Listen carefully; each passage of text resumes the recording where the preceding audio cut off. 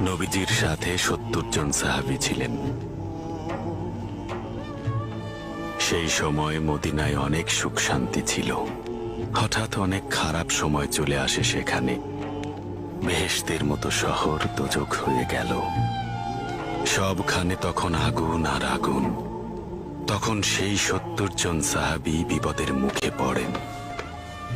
কেউ আহত হন, কেউ বা মারা যান, কারণ তাদের জন্যই এই ফাঁদ পাতা হয়েছিল।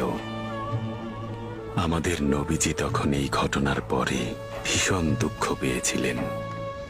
আনাস ইবনে মালিক বলেছেন, তিনি নবীজিকে এত দুঃখ করতে এর আগে কখনোই দেখেননি। আমাদের নবীজি প্রতি ওয়াক্ত নামাজে ওইসব নিষ্ঠুরদের অভিশাপ দিতেন। এরপর কি হলো এফেন্দি?